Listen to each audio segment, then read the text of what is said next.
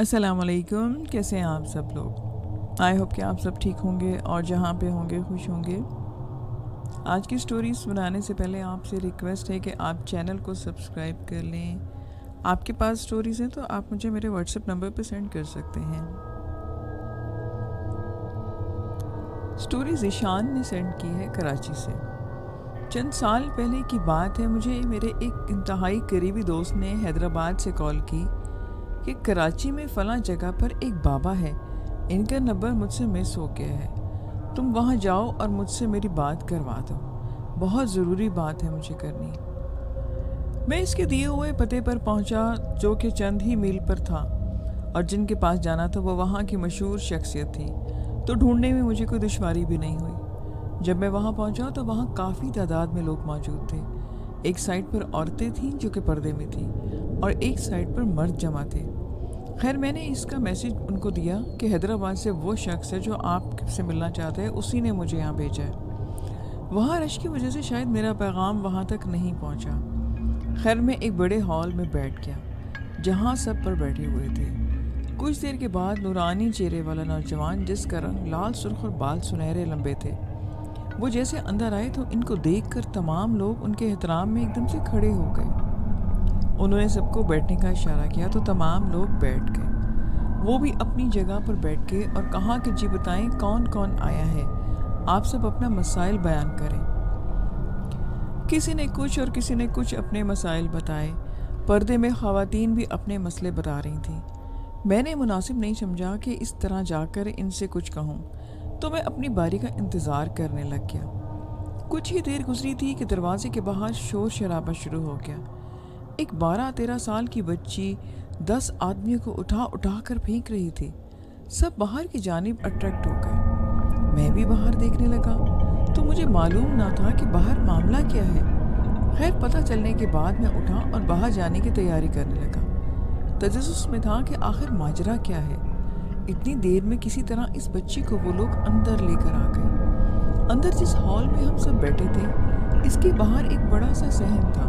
इस सहन में ये सब हो रहा था। बच्ची बहुत प्यारी और खूबसूरत, यूँ कह लें कि शहजादियों जैसी नाजुक सी बच्ची थी, और वह अपने साथ हुए तमाम मर्द और औरतों को एक एक झटके में उठा उठा कर फेंक रही थी। मैं जब इस बच्ची की आंखों की तरफ गौर किया तो वो बिल्कुल लाल सुर्ख हो रही थी। इतने में अंदर बैठी रूहानी शख्सियत ने कहा कि चुप कर और अंदर आ, मैं कुछ नहीं कहता। इनकी आवाज़ सुनते लड़की कदरे सुकून में आई।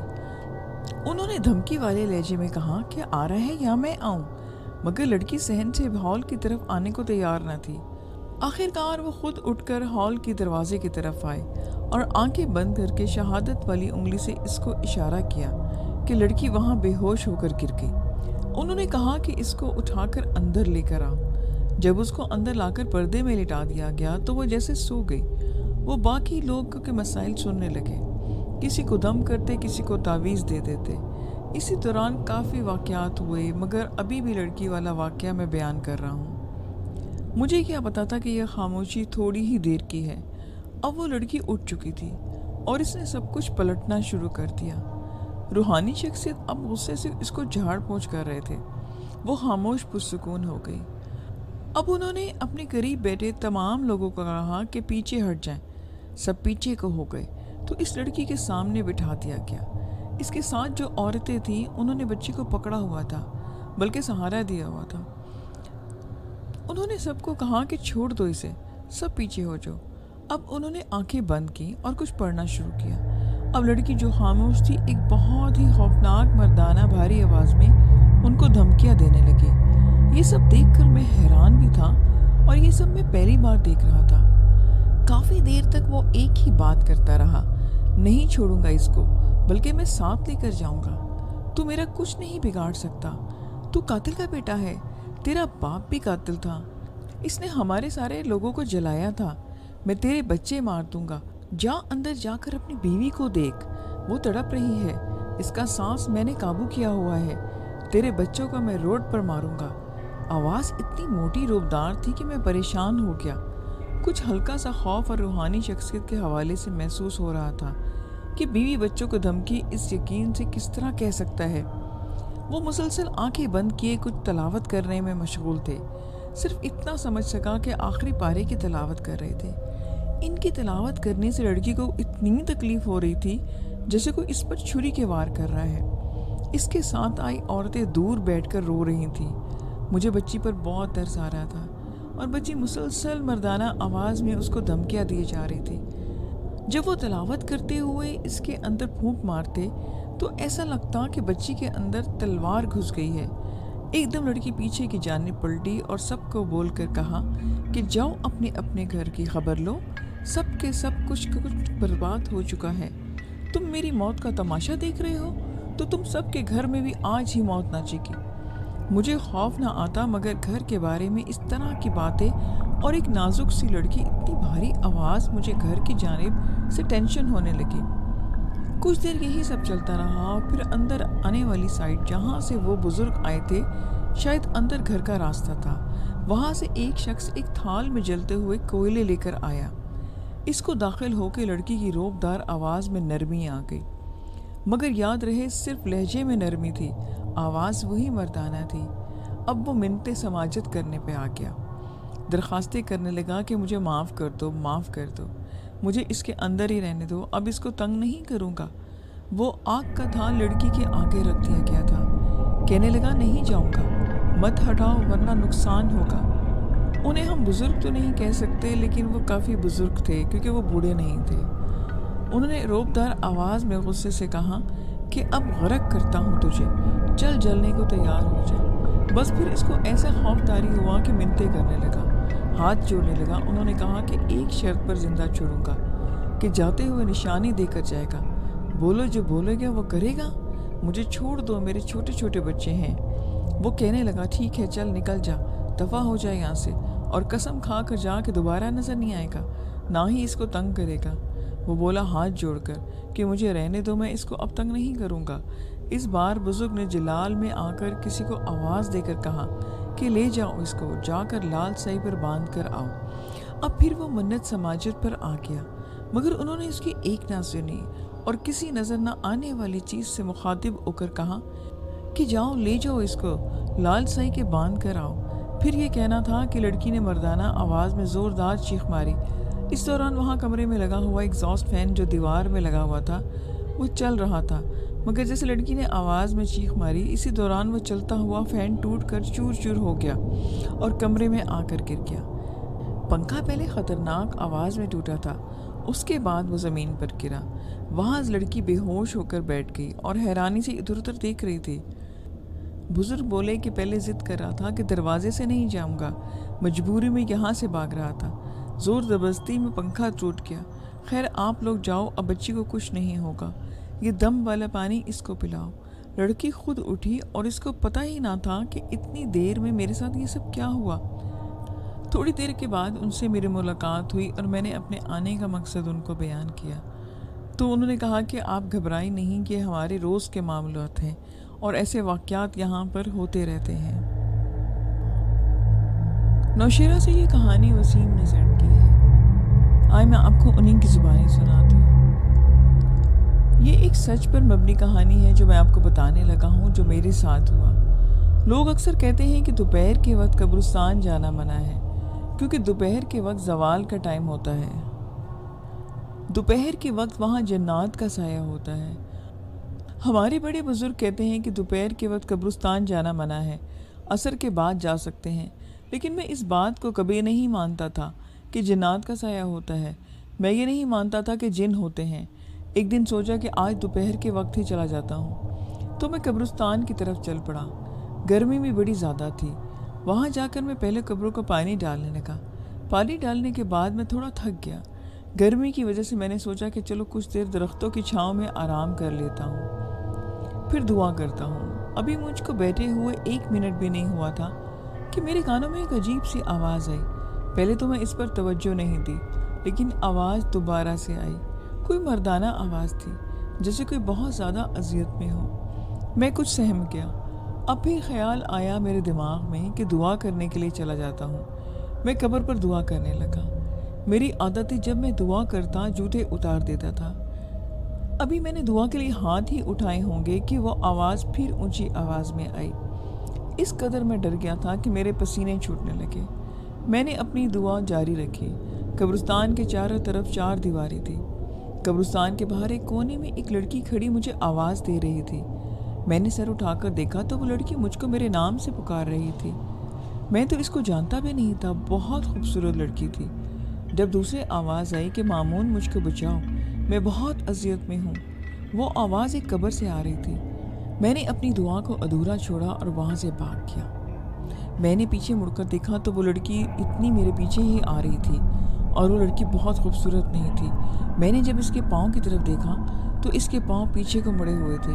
میرے تو سارے جسم سے جیسے جان نکل گئی۔ میں نے دگنی رفتار سے بھاگنا شروع کر دیا۔ آواز مسلسل تیز سے تیز ہوتی جا رہی تھی، مامون مجھ کو بچاؤ، میں تکلیف میں ہوں۔ اور یہ کہ لڑکی، مامون رک جاؤ، بات سنو میرا، وہ عالم یقین جانو کہ میرا آخری دن ہوگا۔ میں اتنا بھاگا کہ اب مجھ میں ہمت بھی نہیں رہی تھی بھاگنے کی۔ میرا سانس پھول چکا تھا، گرمی سے میرا برا حال، پیاس سے میرا گلا خشک ہو رہا تھا۔ بھاگتے بھاگتے قبرستان کے باہر آیا تو آواز مسلسل آ رہی تھی۔ میں بھاگتا رہا، منہ میں درود شریف پڑھنے لگا اور سامنے مجھ کو قبرستان کے باہر کچھ فاصلے پر مسجد نظر آئی تو میں بھاگ کر وہ مسجد کے اندر چلا گیا۔ میں اتنا ڈر گیا کہ سوچو کہ مت اللہ کا میں شکر ادا کرتا رہا کہ مسجد کھلی تھی اور میں وہاں بیٹھ کر سانس لینے لگا۔ درود شریف پڑھتا رہا اور ابھی مجھے اللہ کی یاد آنے لگی۔ رو کر میں نے اپنے مالک سے کہا کہ مجھے معاف کر دے، میں کسی مشکل میں پھنس گیا ہوں۔ پھر مسجد میں کسی کے داخل ہونے کی آواز آئی۔ میں نے سوچا آج میں گیا، دیکھا کہ ایک بوڑھا آدمی اندر آ رہا تھا۔ میں اس کے پاؤں دیکھے تو وہ ٹھیک تھے۔ میں سمجھ گیا کہ خدا نے میری سن لی۔ ابھی وہ بوڑھا شخص مسجد میں داخل ہوا تھا کہ آواز بھی آنا بند ہو گئی۔ وہ ظہر کی اذان دینے آئے تھے۔ میں نے نماز پڑھی اور اس کے ساتھ ہی میں اپنے گھر کی طرف مڑا۔ سرگودا سے یہ کہانی عثمان نے سینڈ کی ہے، جو کہ میرے ایک پرانے سبسکرائبر ہیں۔ میری شادی 2015 میں ہوئی تھی اور میں اپنی شادی شدہ زندگی سے بہت خوش تھا۔ میری بیوی شبانہ بہت اچھی اور خوبصورت تھی، میرا بہت ہی خیال رکھنے والی تھی۔ ہم دونوں ایک دوسرے سے بے انتہا محبت کرتے، لیکن کہتے ہیں نا کہ جو چیز دکھائی دیتی ہے وہ کبھی بھی ویسی نہیں ہوتی، وہ آنکھوں کا دھوکا ہوتا ہے۔ وہ میرے کالج میں پڑھتی تھی اور ہم دونوں کی شادی محبت کی شادی تھی، اس لیے میرے گھر والوں نے اس شادی کی بہت مخالفت کی اور مجھے منع کرتے رہے کہ ایک غیر برادری کی لڑکی سے شادی نہ کرو۔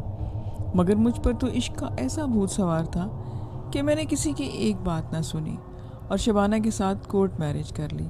ہماری شادی کے بعد میرے ابو نے مجھے جائیداد اور گھر سے بے دخل کر دیا تھا، لیکن کیونکہ میری جاب تھی اس لیے مجھے کچھ خاص فرق نہیں پڑا۔ میں شبانہ کو لے کر ایک فلیٹ میں آ گیا۔ ہماری زندگی کے دن بہت خوبصورت شروع ہو چکے تھے، لیکن ان خوبصورت دنوں کی عمر بہت ہی کم تھی، کیونکہ شادی کے 2 سال بعد ہی شبانہ نے عجیب و غریب حرکتیں کرنا شروع کر دیں۔ کبھی وہ ایک دم سے رونے لگتی اور کبھی ڈر کر چیخنے لگتی۔ میری سمجھ میں نہیں آ رہا تھا کہ اس کی بیماری کیا ہے اور ایسا وہ کیوں کر رہی ہے۔ وہ ہمیشہ کہتی رہتی کہ اس گھر میں عجیب و غریب آواز سنائی دیتی ہے اور ایک آدمی نظر آتا ہے۔ میں اس کی بات پر حیران ہو جاتا، کیونکہ مجھے نہ تو کوئی آوازیں سنائی دیتی اور نہ ہی کوئی نظر آتا۔ وہ زیادہ تر وقت اکیلی گزارتی۔ اسے آوازیں آتی جیسے کوئی رو رہا ہو، کوئی لڑ رہا ہو، لیکن کون جانتا تھا کہ ان سب کی حقیقت ایسی بھیانک ہوگی جو میری زندگی بدل دے گی۔ وہ ان سب باتوں کا ذکر اکثر میرے سامنے بھی کیا کرتی، لیکن میں نے اس سب کو شبانہ کا وہم سمجھا اور اس کی بات کو زیادہ اہمیت نہ دی۔ وہ ہمیشہ مجھ سے کہتی کہ وہ دیکھو وہ کھڑا ہے، وہ میرا سب کچھ لے کر جائے گا۔ میں شبانہ سے کہتا کہ یہاں کوئی نہیں ہے، یہ سب تمہارا وہم ہے۔ یہ کچھ دنوں کی بات ہے کہ میں نے تقریباً 40,000 کی رقم اس کو دی اور بولا کہ اسے سنبھال کر دراز میں رکھ دو۔ مگر جب اگلے دن مجھے ان پیسوں کی ضرورت پڑی تو میں نے شبانہ سے کہا کہ وہ واپس لے کر آؤ۔ وہ پیسے لینے گئی تو خالی ہاتھ واپس آ گئی اور بولی کہ وہ پیسے وہاں نہیں ہیں۔ میں بری طرح سے صدمے میں آ گیا۔ یہ کیسے ہو سکتا ہے کہ وہاں پیسے نہ ہو؟ وہ روتی ہوئی بولی کہ ضرور وہاں وہی لے کر گیا ہوگا۔ مجھے اس کی بات پر بہت غصہ آیا۔ یہ کیا کہہ رہی تھی؟ کس سے کہہ رہی تھی؟ میں نے کچھ دوستوں سے ذکر کیا تو انہوں نے بتایا کہ تمہاری بیوی پر جنات کا سایہ ہے، اس لیے ایسی کوئی مخلوق اس کو نظر آتی ہے۔ اس بات پر یقین کرنا میرے لیے تھوڑا سا مشکل تھا، کیونکہ میں بہت ماڈرن اور آزاد خیال کا ہوں، اس لیے میں ان باتوں پر یقین نہیں رکھتا تھا۔ شبانہ کی حالت دن بدن خراب ہوتی جا رہی تھی۔ پھر وقت گزرنے کے ساتھ ساتھ میں ایک اور بات نوٹس کرنے لگا۔ جیسے جیسے وقت گزر رہا تھا گھر کی چیزیں غائب ہو رہی تھیں، ٹی وی اور میرے 2 موبائل۔ آخر یہ کیا ہو رہا تھا؟ میں نے اس سے پوچھا تو اس نے کہا کہ وہی آدمی لے گیا سب کچھ، تم اس کو مار کیوں نہیں دیتے؟ اب میں بوکھلا گیا کہ آخر یہ سب کیا ہو رہا ہے۔ حالانکہ شبانہ کے زیور جو کہ لاکر میں رکھے ہوئے تھے وہاں سے بھی چوری ہو گئے۔ لاکھوں کے زیور کا صدمہ اپنی جگہ اور شبانہ کی حالت اپنی جگہ، میری تو زندگی ٹینشن میں آ چکی تھی۔ مجھے آہستہ آہستہ یہی لگنے لگا کہ یہ کوئی جن بھوتوں کا چکر ہے۔ اور پھر میری زندگی میں وہ رات آئی۔ یہ میری سدا کی روٹین تھی۔ میں دن بار کا تھکا ہارا رات 10 بجے سو جاتا تھا اور پھر صبح تک آنکھ نہ کھلتی۔ لیکن ایک رات اتفاق کا ہے یا اس رات کو میری زندگی میں آنا تھا، خدا نے مجھے یہ سب دکھانا تھا۔ میری رات آنکھ 2 بجے کے قریب کھلی۔ میں نے جب کروٹ بدلی تو دوسری طرف دیکھا تو شبانہ بیڈ پر نہیں تھی۔ میں کچھ الجھ گیا، رات کے 2 بجے وہ کہاں چلی گئی؟ پھر وہ مجھے کچھ آوازیں بھی آنے لگی۔ مجھے کچھ تجسس ہوا۔ میں کمرے سے باہر نکلا اور آوازوں کے تعاقب میں کمرے سے نکل کر لان میں آ گیا۔ پھر میری آنکھوں نے ایک عجیب و غریب منظر دیکھا۔ شبانہ لان میں مٹی کھود رہی تھی، جیسے اندر کچھ تلاش کر رہی ہے، اور تھوڑی دیر میں زمین مٹی برابر کر دی۔ میری کچھ سمجھ میں نہیں آ رہا تھا کہ یہ سب کیا ہو رہا ہے۔ شبانہ آخر رات کے 2 بجے لان کو کیوں کھود رہی تھی؟ میں نے اس بات کا ذکر شبانہ سے نہیں کیا اور چپ چاپ آ کر دوبارہ لیٹ گیا۔ لیکن اس کے بعد میں سو نہ سکا اور ساری رات مجھے خیالات آتے رہے۔ اگلی رات اسی وقت ایک بار پھر میری آنکھ کھلی، ایک بار پھر وہ کمرے میں نہیں تھی۔ اب مجھے سمجھنے میں دیر نہیں لگی کہ وہ کہاں ہوگی۔ میں کمرے سے باہر نکلا، وہاں کل والا منظر تھا۔ وہ وہاں گڑھا کھود کر کچھ اندر ڈال رہی تھی یا نکال رہی تھی، مجھے صاف نہیں دکھ رہا تھا۔ ایک تو وہ مجھ سے دور تھی اور دوسرا اندھیرا بھی کافی زیادہ تھا، اور پھر روز یہی ہونے لگا۔ اب میں نے اس حقیقت کی پتہ لگانے کی کوشش کی کہ آخر ہے کیا یہ سب۔ پھر ایک دن شبانہ شاپنگ پر گئی۔ میں گھر کا دروازہ اندر سے بند کر لیا اور وہاں گڑھا کھودنے لگا جو شبانہ کھودتی تھی۔ جب میں نے مکمل گڑھا کھودا تو یہ دیکھ کر میرے قدموں کے ذریعے زمین نکل گئی کہ میرے سارے پیسے تقریباً 2 لاکھ کے قریب اور وہ زیور، وہ سب کچھ اس گھڑے میں تھا، اور وہاں ایک چھوٹا سا موبائل بھی تھا۔ میں نے کانپتے ہاتھوں سے وہ موبائل نکالا۔ شبانہ کی سچائی بجلی بن کر میرے سر پر گری۔ میں نے موبائل آن کیا، اس میں ایک نمبر تھا اور اس پر بار بار کال کیے گئے تھے۔ حقیقت کی کڑی یہی ختم نہیں ہوئی، ابھی مجھ پر اور بھی بجلی گرنا باقی تھی۔ میں نے یہ سب کچھ وہیں کا وہیں چھوڑ کر دوبارہ گڑھا برابر کر دیا۔ وہ گڑھا شبانہ اپنے لیے کھو چکی تھی، یہاں پر اس کو خود گرنے والی تھی۔ وہ جنات بھوت والی ساری کہانی جھوٹ تھی تاکہ وہ اپنے گناہوں پر پردہ ڈال سکے اور میری آنکھوں پر بھی۔ لیکن جھوٹ کی عمر زیادہ لمبی نہیں ہوتی۔ پھر 2 دن کے بعد میں نے شبانہ سے کہا کہ میں آفس کے کام کے سلسلے میں شہر سے باہر جا رہا ہوں اور اگلے دن واپس آؤں گا۔ یہ بول کر میں گھر سے باہر نکل گیا اور پھر گھر میں پچھلے دروازے سے اندر آ گیا اور میں بیڈ کے نیچے چھپ گیا۔ شبانہ نے ایک بار پھر اس گڑھے کو کھود کر موبائل باہر نکالا اور نمبر ملانے لگی اور اس شخص کو میرے گھر بلا لیا۔ کچھ دیر کے بعد وہ شخص میرے گھر میں آ گیا۔ میں پولیس کو پہلے ہی کال کر چکا تھا۔ پولیس بھی آ گئی اور میں نے شبانہ اور اس شخص کے سامنے کیا۔ شبانہ مجھے دیکھ کر ایک دم سے ڈر گئی اور بوکھلا گئی۔ میں نے اس کے منہ پر تھپڑ مارا اور اسے وہیں کھڑے کھڑے طلاق دے دی۔ اس شخص کو پولیس لے گئی اور شبانہ طلاق کا داغ لے کر میرے گھر سے نکل گئی، اور میں اتنے بڑے دھوکے کے بعد پوری طرح سے ٹوٹ چکا تھا۔ شبانہ سے تو میری جان سے زیادہ محبت کرتا تھا۔ مجھے اس دھوکے کی امید نہیں تھی، لیکن جہاں بھروسہ ہو وہاں یہ دھوکہ ہمیشہ وہیں سے ملتا ہے۔ لسنرز، یہ آج کی سٹوریز تھی۔ آئی ہوپ کہ آپ کو اچھی لگی ہوں۔ اچھی لگیں گی تو مجھے پلیز فیڈ بیک ضرور دیا کریں۔ دعا میں یاد رکھیے گا۔ ملیں گے نیکسٹ ویڈیو میں۔ اجازت دیجیے، خدا حافظ۔